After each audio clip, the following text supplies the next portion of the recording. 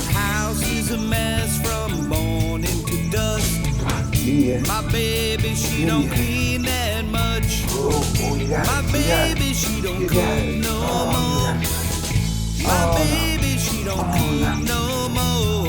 Makes us eat out till we go poor. My baby don't cook no more. So good. Used to be so Please put out. My baby don't do the clothes. good. My baby, she don't do the clothes. Pile in the hamper, it grows and grows. My baby, she don't do the clothes.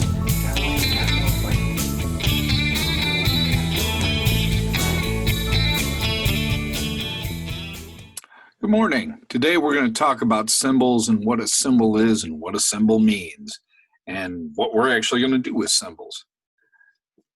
Symbols are interesting because the left side of our brain wants to process every bit of visual information as a symbol. And that's why for some people it's very difficult to try to draw because they're fighting what's in their left brain when they should be using their right brain. The body is set up to do different things with different parts. Right brain is the part that can draw. People just have to know how to turn on the right brain to get you to be able to draw. And so that's kind of what we do in this course. It's not magic. It's your right brain actually knows how to draw.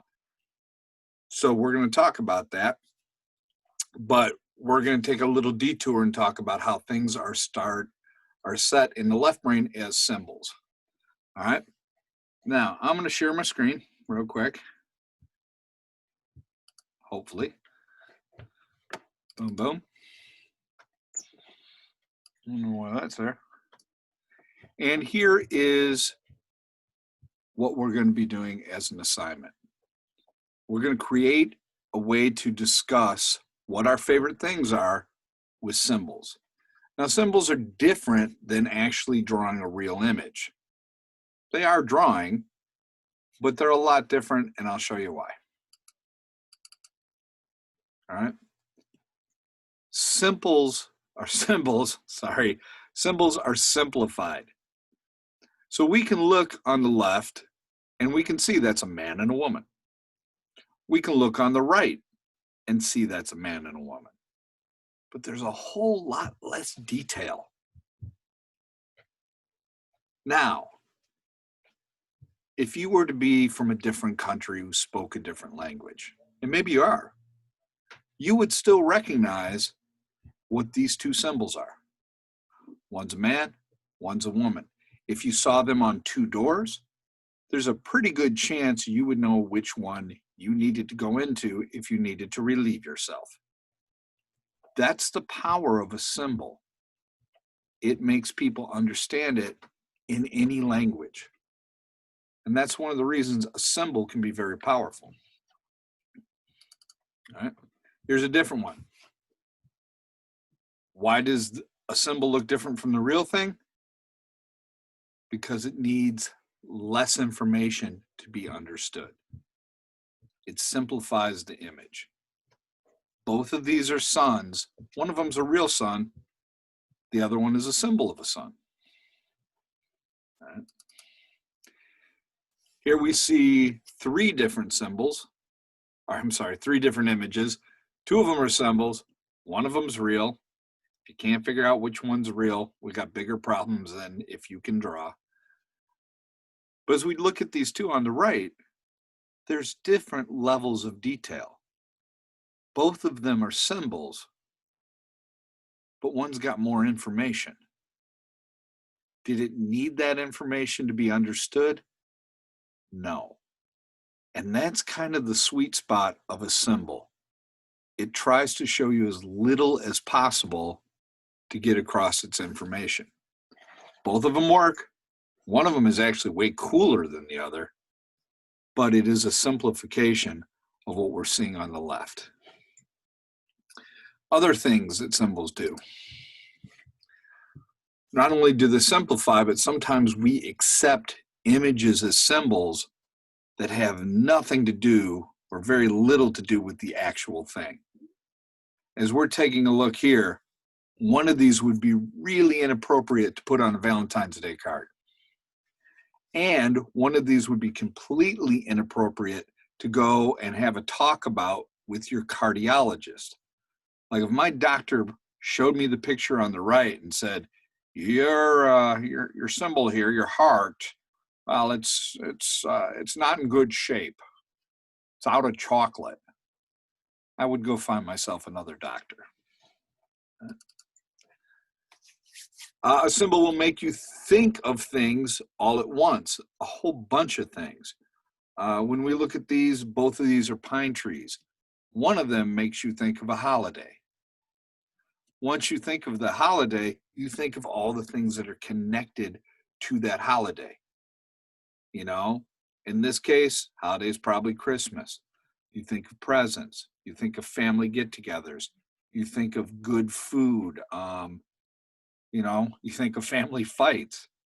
Everything that involves that time period gets brought to your mind when you see this simple series of triangles in one rectangle. That's the power of a symbol. All right. Even though one of these looks better than the other, if you stare at the symbol of one long enough, your mind will start to think about what it represents. What do you feel? Now, normally I show a picture of the golden arches, and people start to think about all the things they think about when they think about McDonald's. Cheeseburger meal, French fries, egg McMuffin. After a while, it starts to make you feel hungry. That's the purpose of a symbol, is to make you change your action, to influence you, whether it's a good symbol or a bad symbol. And we could get into that, you know. Let's go back for a second. Good symbol or bad symbol?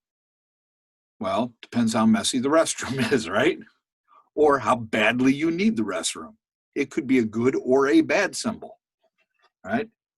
In this case, start to think about Christmas. Is Christmas a good time for you and your family, or is it a bad time? You know, in our household, it's kind of a double-edged sword. And we've had people pass away around Christmas, so it's not always the happiest time period for us. Pizza. I'm on a diet. Good symbol or bad symbol? It's a matter of perspective. Let's take a look at the 4 traits a symbol possesses. A symbol can break the language barrier. That's one of the powerful things a symbol can do. It can influence your action, like the pizza. It makes you hungry, it makes you want to buy a pizza. The other thing it can do is change how you behave.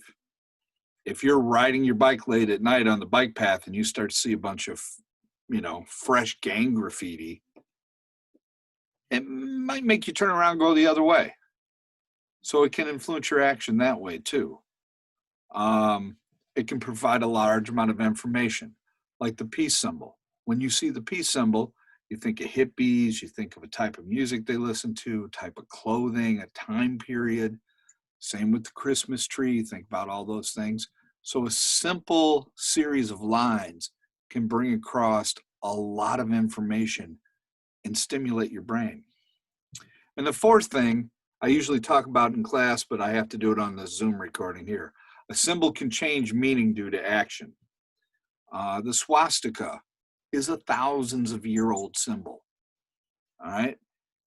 It used to be a sign of good luck. It was a sign of direction. It pointed north, south, east, and west.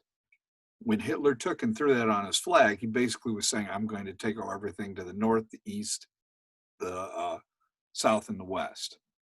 Because of the things he did under that symbol, we will never look at that as a positive symbol ever again, at least in our lifetimes. Maybe 500 years from now, people won't care. But we do now. And that's because a symbol can change depending on what people do with it. 1,000 years ago, it didn't mean Nazis. Now it does. So, depending on what you do with the symbol, can change the meaning of that symbol. All right, so those are the 4 things you have to remember about symbols.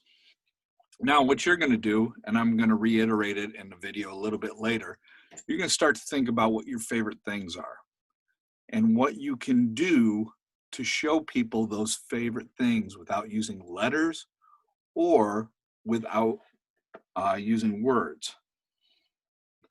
So let me end this real quick. Stop my share.